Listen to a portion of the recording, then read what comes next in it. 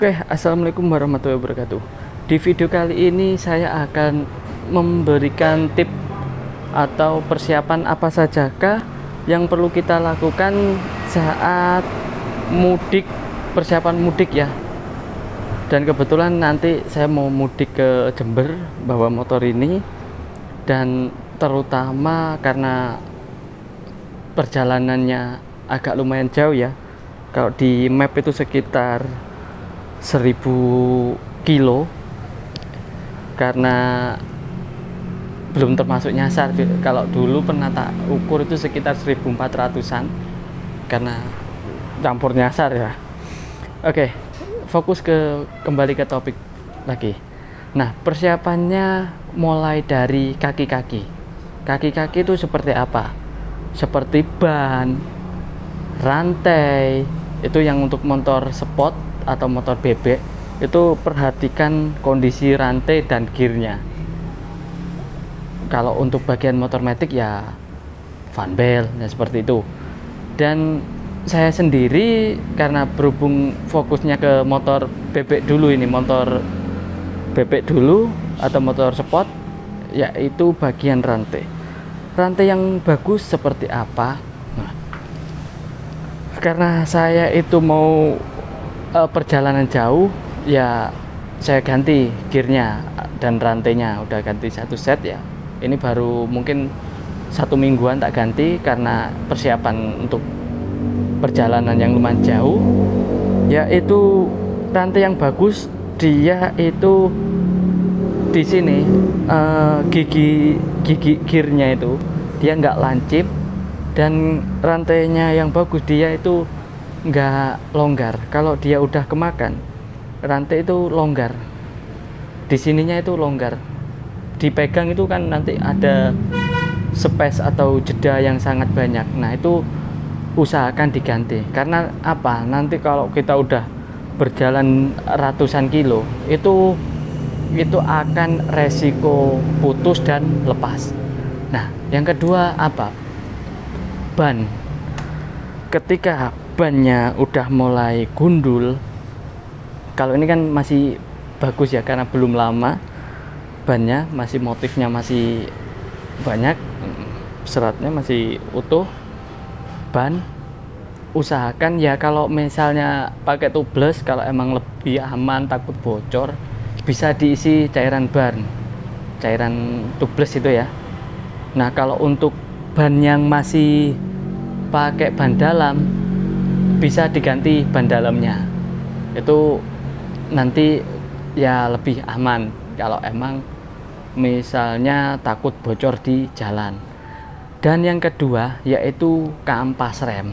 Nah, untuk melihat kampas remnya itu bagus atau tidak, nah kita bisa melihat dari sini, atau Anda bisa melakukan check up di bengkel kesayangan Anda. Nah, ini kan antara disk dan kampas. Nah, kalau ini besinya dan ini kampasnya, kalau kondisinya ini udah mepet ke piringan atau disknya, usahakan penggantian, karena pasti habis nanti kalau udah perjalanan yang sangat jauh. Pengecekan pengereman seperti master rem, misalnya kayak ngempos, itu ya usahakan diperbaiki. Pengecekan roda-roda itu laharnya dipegang, kalau misalnya goyang ya diganti biar aman di perjalanan, tidak ada kendala. Utamanya sih ya di situ, di kaki-kaki itu sangatlah penting. Nah, mungkin Anda punya bengkel langganan Anda, ya bisa lakukan, oh ya Mas, minta check up servis ringan sekalian. Apa ya, kalau di sini biasanya servis mudik lah, servis buat mudik. Nanti biasanya kalau servis buat mudik itu agak dispesialkan. Karena apa? Nanti kayak kelistrikan, lampu-lampu, pengereman, roda-roda itu pasti diperiksa. Bahkan sampai ya pengecekan kelistrikan, mesin, injection, semuanya. Nah, kalau untuk bagian kayak lampu ya itu kembali ke, kan bisa dicek sendiri. Kalau untuk bagian lampu, roda-roda Intinya ya di kampas itu, kampas depan belakang itu diperiksa. Ini baru tak ganti juga sama piringannya, ban-bannya depan belakang diperiksain. Terus kayak shockbreaker itu ya perlu pengecekan juga untuk kenyamanan di perjalanan. Nah, untuk bagian mesin ya kalau emang kan kita ngerasain, kalau untuk yang kopling atau kopling manual atau kopling otomatis, sekiranya itu berasa selip, misal kita ngoper gigi terus jedanya lama, itu usahakan diganti kampas koplingnya. Karena apa? Nanti kan perjalanannya itu daerah mana itu pasti ada yang naik turun. Itu kalau kampas koplingnya udah selip, saya jamin nanti pas lagi di tanjakan motornya loyo. Itu karena saya udah ngalamin dulu ya. Ya sebenarnya nggak begitu loyo banget karena emang masih lumayan. Cuman saya lihat di perjalanan itu ya banyak yang ngalamin itu udah nggak jalan. Motornya ada yang nggak bisa jalan, terus rantai putus di jalan. Itu karena apa? Tidak ada pengecekan sebelum melakukan perjalanan yang lumayan jauh. Nah, untuk kampas kopling itu usahakan kalau memang selip ganti aja. Itu nanti berpengaruh ke tenaga motor. Dan yang kedua, oli ganti. Kalau jaraknya nggak terlalu jauh ya, misalnya cuman perjalanan pulang cuman 500 kilo ya baliknya nggak usah diganti juga nggak masalah. Tapi kalau misalnya perjalanan mencapai 1000 kilo ya nanti balik ke sini lebih baiknya diganti lagi oli.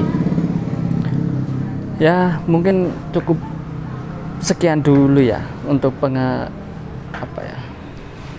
untuk apa saja yang perlu diperiksa. Ya utamanya ya di kaki-kaki itulah. Kalau untuk masalah mesin itu ya kembali ke motornya masing-masing, karena kan setiap orang mempunyai rasanya beda-beda. Yang penting kalau mesin menurut saya sih selama kampas kopling atau bagian koplingnya aman, itu nggak ada suara yang kasar, itu ya kalau mau buat perjalanan jauh itu aman-aman saja. Yang penting olinya pakai yang bagus, ya udah tinggal gas saja. Pokoknya kalau untuk mau perjalanan jauh intinya ya di ban, pengereman, rantai, dan itu. Kalau yang lainnya sih kalau motornya masih standar, nggak ada perubahan kayak aksesoris itu jarang nemuin trouble. Tapi kalau yang udah ada aksesoris tambah-tambahan itu ya, karena saya tahun yang waktu COVID itu kan saya pakai motor juga, itu banyak sekali motor trouble itu sebagai pengalaman saya juga ya. Intinya check up lah, bisa ke bengkel yang udah direkomendasikan teman-teman sendiri atau bengkel langganan Anda sendiri, itu bisa nanti konsultasi. Oh mau buat mudik biasanya nanti pengecekannya itu lebih detail, lebih semuanya. Oke, terima kasih. Nanti kita akan membuat tentang motor matic aja ya. Oke, siap.